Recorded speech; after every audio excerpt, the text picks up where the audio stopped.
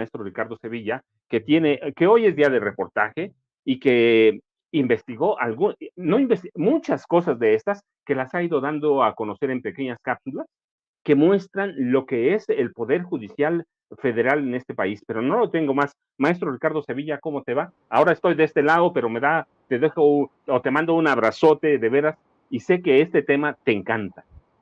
Así es, mi querido Paco, pues abrazo recibido y plenamente correspondido. Estoy muy feliz y muy contento y precisamente pues estoy leyendo la Biblia, Paco. Es real, estoy leyendo la Biblia. ¿Y sabe por qué estoy leyendo la Biblia? Porque estoy leyendo precisamente el apartado de jueces. Estoy leyendo el libro de jueces porque, mi querido Paco, te cuento y le comento a la audiencia de Sin Censura que estoy escribiendo un libro precisamente sobre los jueces. Entonces me estoy remontando a la época de Mesopotamia, a la época griega, a la época de pues aquella época israelita mítica, nos vamos a meter en ese tema, pero pues estoy haciendo un recorrido sobre, vamos a decir, la podredumbre de los jueces y cómo han ido avanzando, cómo han ido pues siendo corruptos. Entonces voy haciendo ese recorrido, mi querido Paco, iniciamos apenas, pero pues ya vamos a paso firme, justamente pues para tratar de entender un poquito la génesis de esos personajes que han sido a lo largo de la historia bastante siniestros. Si se hace un recorrido por Atenas, si se hace un recorrido por las leyes draconianas precisamente, pues vamos a ir entendiendo muchísimas cosas, pero todo eso, Paco, pues nos lleva al actual momento que estamos viviendo, a esta corrupción rampante que hay entre los miembros del Poder Judicial. No quiero decir solamente los ministros, no quiero decir solamente la gente de la alta esfera, esta fotografía que ve usted, por ejemplo, de los ministros de la Suprema Corte de Justicia, sino quiero hablar, mi querido Paco, si me lo permite, ya para arrancar con este reportaje, hacer una pequeña reflexión, porque el Poder Judicial, desde mi punto de vista, ha utilizado como carne de cañón a sus trabajadores, a sus trabajadoras, y la mayoría de ellos, lamentablemente, lo ha permitido. No conocen la propuesta de reforma al Poder Judicial, eso me queda claro, estoy convencido de eso, porque no han argumentado nada de lo que tiene que ver con esa propuesta que está por ahí, que está circulando y que si hay curiosidad, y ojalá la hubiera, pues se puede revisar.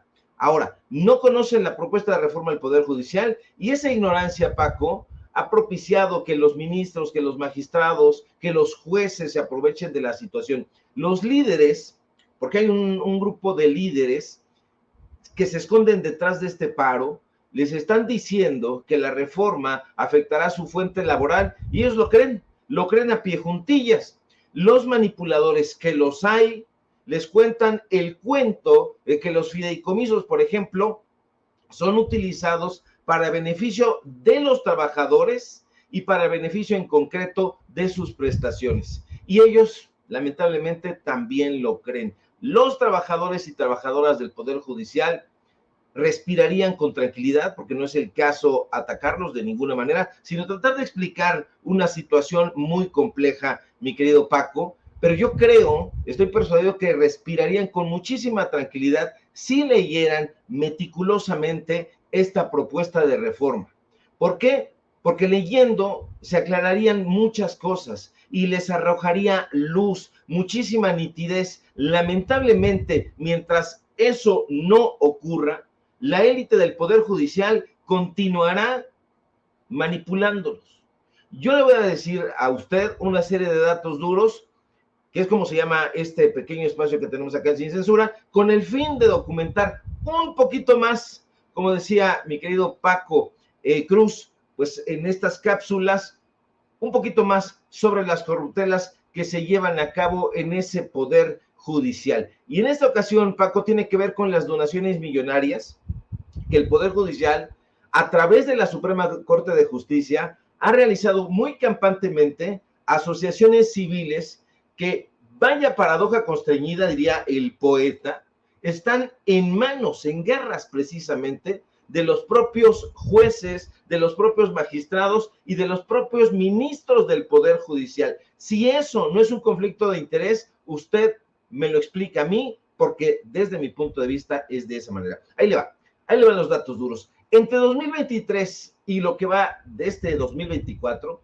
la Suprema Corte de Justicia de la Nación ha realizado cualquier cantidad de donaciones. Ha realizado varias donaciones, son en concreto 14 donaciones que ha realizado con dinero público a, no vaya usted a creer que a varias asociaciones, no, a un par de asociaciones nada más, 2 asociaciones civiles que están en manos, insisto, de personajes que están vinculados todos.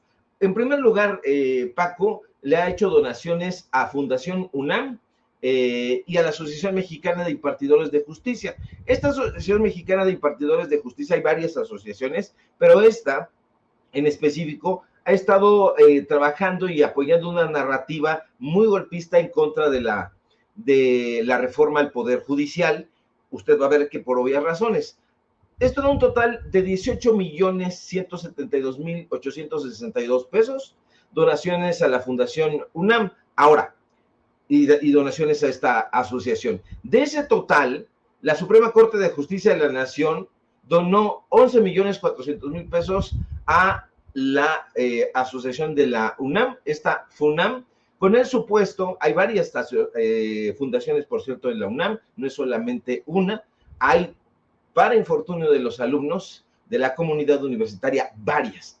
Ahora, supuestamente estos 11 millones, más de 11 millones de pesos, Paco, tenían el objetivo de destinarlos para becas a estudiantes de la Facultad de Derecho, no de otra carrera, para nada, no de otra disciplina, no, solamente para alumnos, para alumnas de la Facultad de Derecho. Se trata de 5 becas que son dadas única y exclusivamente a los estudiantes de esa facultad, de la Facultad de Derecho, cuyos profesores, usted lo sabe, están íntimamente vinculados al Instituto de Investigaciones Jurídicas de la UNAM. Le nombro las becas para mayor precisión. Becas de excelencia académica, se llama Generación Independencia Judicial 2023, yo lo pondré entre comillas. Otra, becas Generación Gran Espíritu Universitario, becas Generación Gran Reforma Judicial, becas Generación Igualdad de Género y becas Generación Gran Reforma Judicial. Todas esas becas, mi querido Paco, de acuerdo con testimonios de los propios alumnos y alumnas de esa facultad, de la Facultad de Derecho de la UNAM, nos dicen que solo pueden ser recibidas si vienen acompañadas del impulso de ciertos profesores. Es decir, si son recomendados. En esa facultad, insisto, en la de Derecho de la UNAM, usted lo sabe muy bien, imparten clases o por ahí tienen alguna plaza, parece que de aviadores, porque ahí están también los testimonios y las pruebas, imparten ahí clases personajes como Ricardo Monreal, como Lorenzo Córdoba y otros vinculados, insisto, al Instituto de Investigaciones Jurídicas. Esos personajes, usted también lo sabe, de acuerdo con testimonios de los propios alumnos, van eligiendo a los estudiantes, cuando van, no los estudiantes, sino estos sujetos, van eligiendo a los estudiantes, a los perfiles que los acompañen para acompañarlos, para formarlos, para reclutarlos y formar su propio círculo. Pero no son los únicos donativos, además, Paco, que ha dado la Suprema Corte de Justicia, que es muy dadivosa, pues como no es su dinero, pues es muy dadivosa. La Suprema Corte de Justicia ha realizado donaciones también a esta asociación, que hoy está pues prácticamente alentando desde sus espacios a que vayan a paro en el Poder Judicial. Acuérdense que ahorita todavía no está y así hay, no se sabe a ciencia cierta qué es lo que está sucediendo, porque están los candados ya en el Consejo de la Judicatura, que está aquí enfrente de la estación Tapo, la estación de autobús de Oriente, a un costado prácticamente de la Cámara de Diputados. Ahí están colocados ya candados, pero en la Suprema Corte de Justicia, pues hay movilizaciones, hubo movilización en la mañana, en otros lugares, pero están todavía los ministros magistrados sin posicionarse por lo menos claramente. Ahora bien, Esta donación que le hacen a esa asociación es por más de 6 millones de pesos, Paco, son 6,772,862 pesos. Dicen ellos que para financiar acciones en favor de la impartición de justicia. Usted está viendo estos como pequeños videos que está poniendo mi querido don David, para que vea que ahí están los contratos. Ahora, lo más beneficioso de todo es que este consejo directivo de esa asociación está integrado, encabezado, mejor dicho, por el ministro Jorge Mario Pardo Rebolledo. Este personaje, pues, está en activo. Ese personaje forma parte de los ministros en activo de la Suprema Corte de Justicia de la Nación. Pero también está ahí la consejera Eva Verónica Guibé Zárate. Está ahí nada más ni nada menos que la magistrada presidenta del Tribunal Electoral del Poder Judicial de la Federación, Mónica Aralí Soto Fregoso. Y si nosotros vamos revisando ahí, nos vamos a ir encontrando a una serie de personajes, mi querido Paco, que están en activo. Y entonces, desde mi punto de vista, esto obedece a conflicto de interés. ¿Por qué? Porque ellos mismos solicitan la donación, porque así están los documentos, solicitan la donación, ellos dan la donación y finalmente, si no se quedan con el dinero, por lo menos ellos son los encargados de administrarlo. Entonces, eso pone en entredicho este tipo de donaciones. ¿Por qué? Porque estas organizaciones civiles, que están disfrazadas de fundaciones, pues están utilizando recursos públicos de manera discrecional. Los trabajadores están en la idea de que la extinción de los fondos y de los fideicomisos va a ser perniciosa para ellos. De hecho, estaba yo leyendo las notas de prensa y decían que pues una de las motivaciones de este paro de labores en el Poder Judicial era precisamente porque estaban en peligro sus prestaciones. No están en peligro sus prestaciones, mi querido Paco. Este paro de labores, donde ellos lamentablemente, y lo digo con todo respeto y con muchísima tristeza, están siendo utilizados como carne de cañón, no se debe a un conflicto laboral, no se debe de ninguna manera a violaciones de derechos laborales, es una movilización de corte estrictamente político.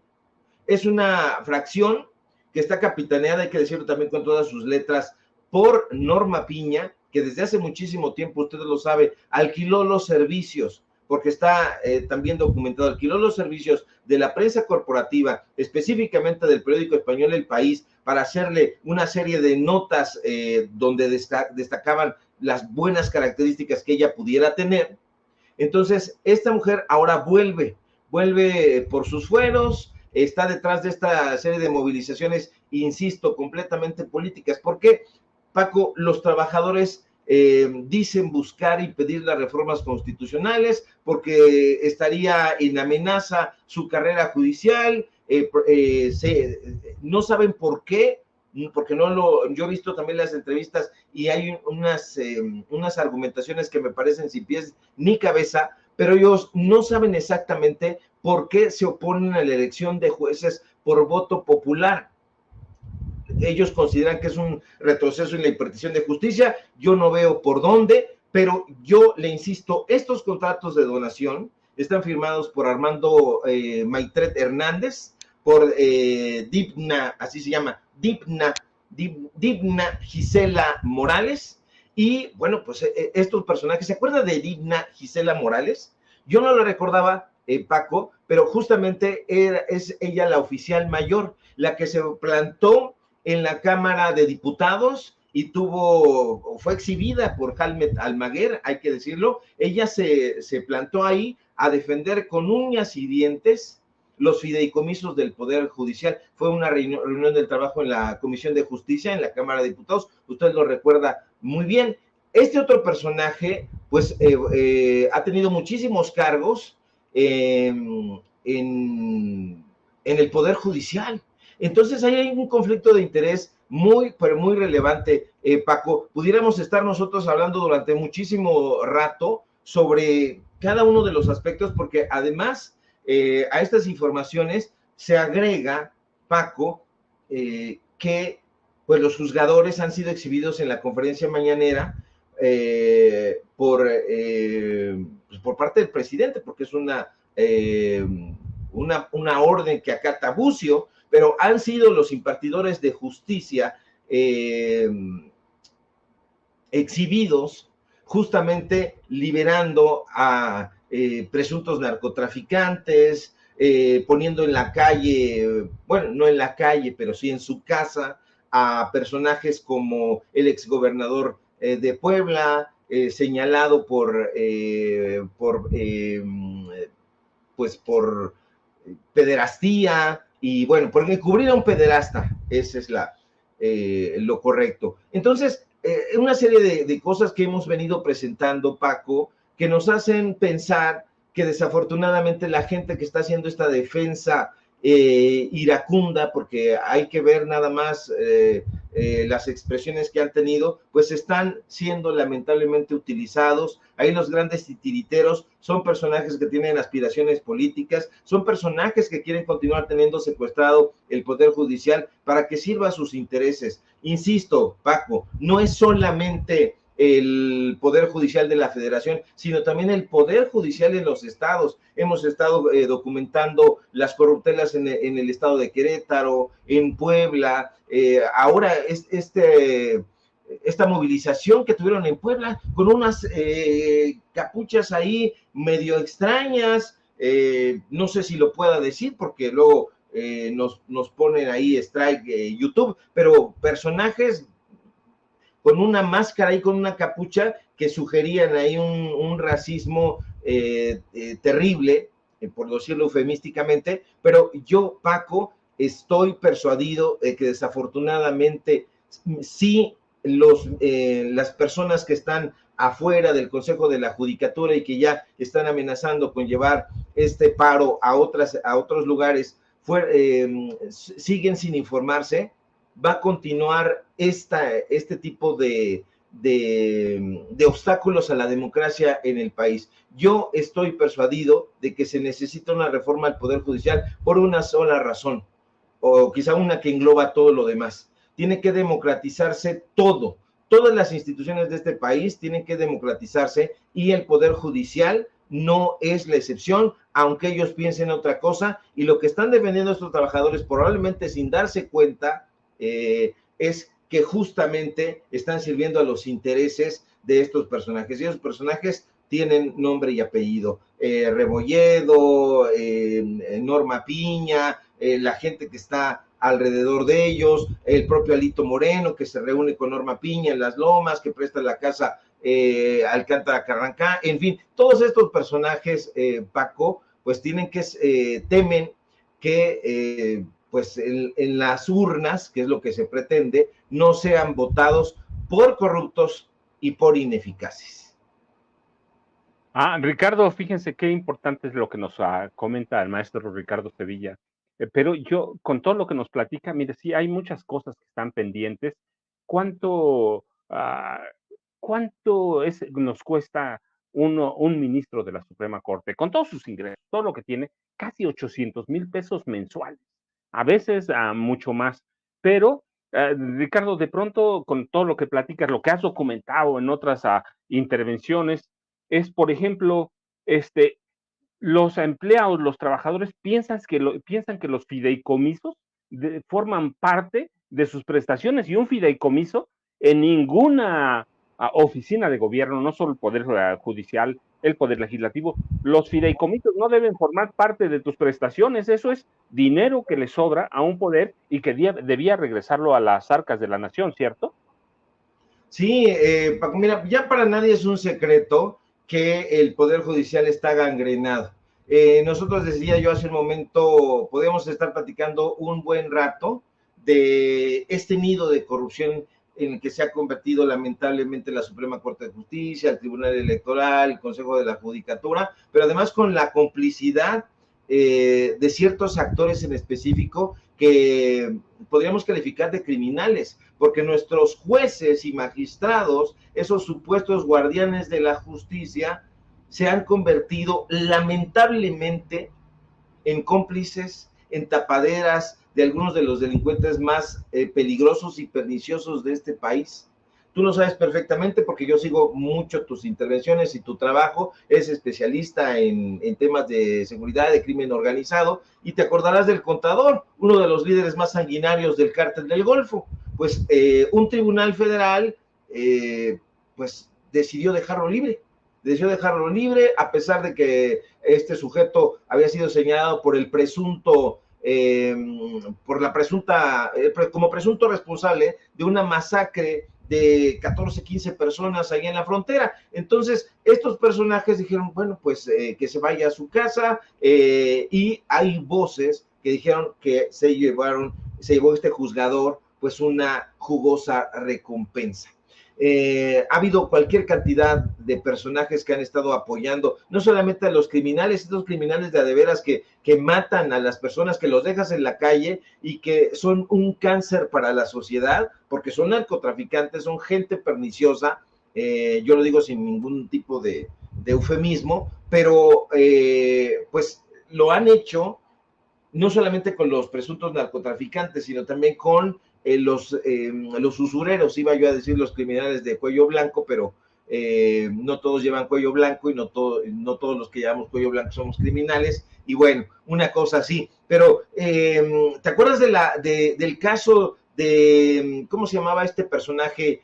Kirili Minchev. Era un personaje de la Federación Mexicana de Natación, también un personaje, un burócrata del deporte, que fue acusado en su momento de haber desviado más de 155 millones de pesos, y entonces un tribunal federal, con ayuda, por supuesto, de uno de estos juzgadores, decide dejar sin efecto su vinculación a proceso, y entonces otra vez van para afuera, y esos son los juzgadores que en este momento pues están defendiendo la supuesta objetividad, la neutralidad, la independencia del Poder Judicial, cuando nunca han trabajado de esa manera. El Poder Judicial, desafortunadamente, y ayer estaba yo platicando con Mary Sainz, la pareja sentimental de Israel Vallarta, pues ha actuado como jueces con consigna, decía ella, con jueces con consigna, y si tú no tienes dinero, si no eres Lozoya, si no eres Marín, si no eres uno de estos personajes, pues sencillamente no te puedes mochar con el Poder Judicial, que pide una muy buena lana para vender sentencias, para vender fallos. Esa es la realidad de lo que está sucediendo, y si no, que vayan y le pregunten a cualquier persona que desafortunadamente tiene a un familiar, a un ser querido metido en lo que le guste a usted, en el reclusorio Oriente, y entonces se va a dar cuenta de que desafortunadamente los jueces no están trabajando en beneficio ni de la justicia, ni de las leyes, ni de la legalidad, ni de nada. Están trabajando solamente para ellos. Entonces, no se puede encubrir la realidad, querido Paco. Se necesita una urgente reforma al Poder Judicial, se le llame Plan C o se le llame como se le llame, pero lo cierto es que sí se necesita, y yo insistiría en esto. Revise usted, si tiene la menor duda, pues la propuesta de reforma está ahí, está a la mano, y usted puede revisarla, y se va a dar cuenta de que todo esto que se está impulsando en los medios de comunicación corporativos, con los comentócratas, en los mentideros, pues evidentemente tiene una carga política, y esa carga política tiene que ver con la resistencia de un grupo de personajes corruptos que quieren seguir defendiendo un bastión que han ido desangrando meticulosamente sexenio tras sexenio, porque estos personajes son vampiros y han estado chupando el presupuesto del Poder Judicial de una manera espantosa. Decías tú, y decías bien, Paco, que nos cuestan alrededor de 800,000 pesos mensuales, y cuando es diciembre ni se diga, se llevan más de de 1.300.000, casi 1.5 millones de pesos. Entonces, es una cosa delirante en un país en donde pues hay gente que no tiene literalmente pues ni qué vestir y tiene para mal comer. No puede haber esas diferencias y eso se tiene que acabar. Y yo soy de la idea de que tiene que haber una reforma al Poder Judicial y qué bueno que sea en este momento. Es un nido de ratas, Paco. Déjeme hacer un aporte antes de que le haga una pregunta y que se nos vaya a ir Ricardo Sevilla, hay que aprovecharlo, él conoce muy bien el tema, pero déjeme hacer un aporte. Cuando los magistrados, los jueces ahora, o los empleados que no conocen la carrera judicial, dicen que los va a perjudicar, déjeme decirlo, 2017, 2018 y 2019 ya había elementos y evidencias para probar que de los 5 puestos de carrera judicial, solamente en 2, juez de distrito y magistrado de distrito, requerían para su ingreso aprobar un procedimiento, una especie de examen que se llama concurso de oposición, de 3 etapas, y esos costaban 50,000 pesos, a veces un poquito más, pero costaban 50,000 pesos, es decir, no es un problema de Andrés Manuel López Obrador. No es que lo platiquemos ahora en Maestro Sevilla, que lo he estado documentando muy bien porque lo voy siguiendo en cada una de sus intervenciones. No es que lo documentemos, es que desde antes de López Obrador ya había evidencia de sobra de que el Poder Judicial se había convertido en una mina de oro para unos cuantos, ¿cierto, Maestro Sevilla? Sí, es una minita de oro. Yo diría no una minita, mi querido Paco, sino una auténtica mina donde estos personajes se han servido no con la cuchara grande, sino con el cucharón del pozole. Es una suerte de paraíso de lujos, de excesos, y entonces, pues, evidentemente lo quieren resguardar. Todo está vinculado, desafortunadamente. Estos personajes que están trabajando en el Poder Judicial de la Federación y en el Poder Judicial también en los estados, tienen una estrecha relación. Entonces viven en un mundo fastuoso donde la presidenta es vista como una especie de heroína porque está defendiendo ahí sus propios intereses, pero le da la impresión, gracias a la narrativa de los comentócratas, de que lo está haciendo por el bien del país, y me refiero concretamente a Norma Piña. Entonces ahí han hecho una guarida donde pues los gastos millonarios son moneda de uso corriente. Hemos estado documentando los gastos tremendos. Hicimos un reportaje donde uno de los ministros pues no quería que le pegara el sol. No quería que le pegara el sol, voy a decirlo burdamente, en la pelona.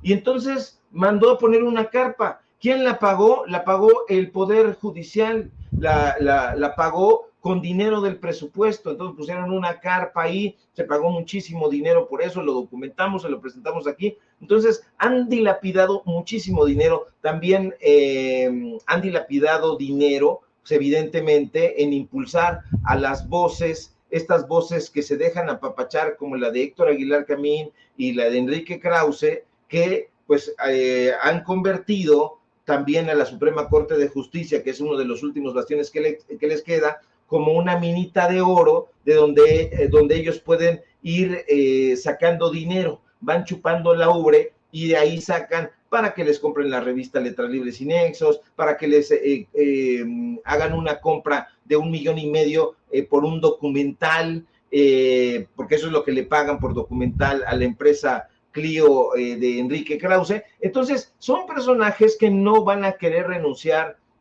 fácilmente a esos lujos, y entonces, simple y sencillamente, pues yo me los imagino como una especie de personajes glotones, pantagruélicos, que están come y trague, porque además acuérdese usted que tienen vales para comida, pero esos vales de la comida no los ejercen porque no les importa ir al comedor, porque además tienen otros vales para comedores lujosos, para que puedan beber y comer opíparamente. En fin, personajes de ese tipo que tienen prestaciones de 58,000 pesos, toma 58,000 pesos mensuales para que tú te vayas y comas donde quieras. Oye, ¿quieres ver una serie? Sí, pero siempre y cuando sea de Clio.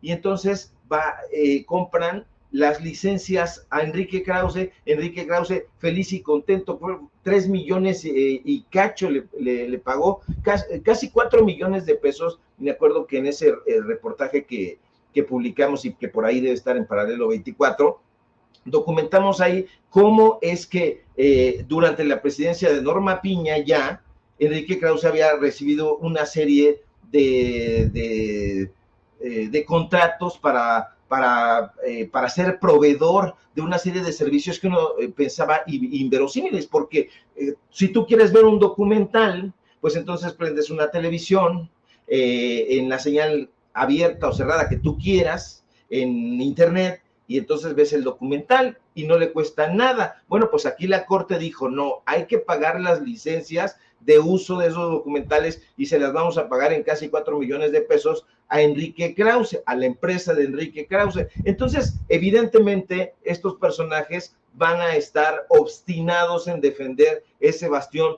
no porque estén interesados en la aplicación correcta de la ley, en la persecución de delincuentes, sino simple y llanamente por algo más burdo, porque les interesa el dinero y de ahí emana el dinero, lamentablemente, no dinero de los ministros, de los magistrados, de los jueces, sino dinero del pueblo de México, porque precisamente es dinero del erario. Así que, pues, yo invitaría a la gente que integra el Poder Judicial, porque los he estado viendo ahí en las entrevistas y todo, que dicen una serie de cosas, mi querido Paco, que a mí, entre los líderes me suena metálico, y entre la gente que lamentablemente no sabe expresar pues sus ideas de manera muy concreta, pues me suena ignorancia. Entonces yo llamaría a que se relajaran un poquito, a que leyeran la iniciativa, a que pensaran, a que se documentaran, a que vieran los contratos, estos contratos que yo no me saco de aquí, de abajo de la mesa.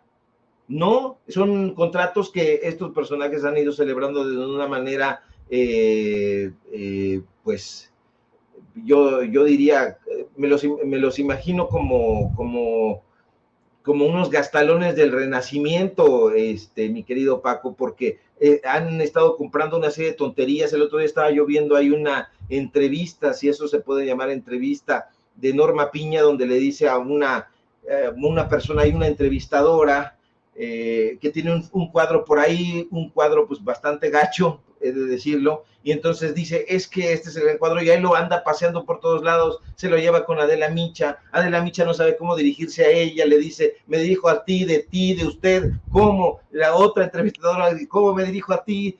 De ti, de usted, como usted me diga, yo me tiro al suelo, me pongo de tapete. Es una cosa delirante, mi querido Paco, pero pues lamentablemente hay que seguir exhibiendo a estos personajes, y con razón y con datos duros, no sé si con razón, pero con datos duros sí, para que la gente pues sepa, como diría mi abuelita, de qué lado masca la iguana.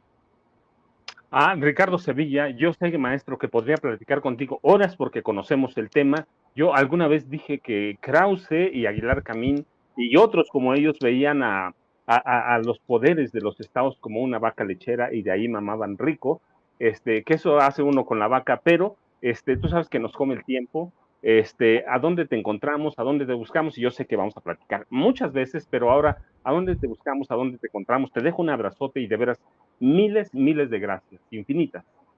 No, al contrario, mi querido Paco, gracias a ti. Fíjate que ya para cerrar, voy a balconear aquí a una amiga que me mandó y me dijo, ¿puedes utilizarlo? Porque estaba bueno el término.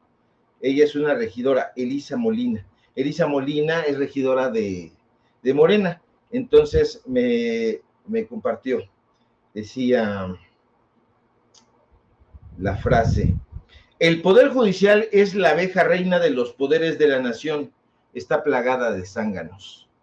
Y bueno, pues me gustó la frase y me dijo ahí, úsala, y pues yo le tengo que dar el crédito, y te doy crédito a ti también, por supuesto, porque llevas muy bien la conducción, mi querido Paco. Es un deleite escucharte, compartir contigo en estos micrófonos sin censura y con datos duros. Te mando un fuerte abrazo. Síganme por favor en mis redes sociales, en X, @SevillaCrítico, en Facebook, Ricardo Sevilla, y nada más. Síganme por favor en X, @SevillaCrítico, ya lo dije, no sé, en los datos duros. Usted sígame donde me encuentre para pronto. Síganme aquí en Sin Censura, donde estamos de lunes a viernes al filo de las 11 de la mañana. Mi querido Paco, te mando un fuerte abrazo a ti, al público memorioso, y estamos pendientes a la información. Un abrazote, mira, y es que ya tenemos en el enlace a Toño Ruiz, que está en Bellas Artes, en el homenaje a Horacio Franco, así que un abrazote, tú te vas, pero nos quedamos con Toño. Toño, ¿cómo estás?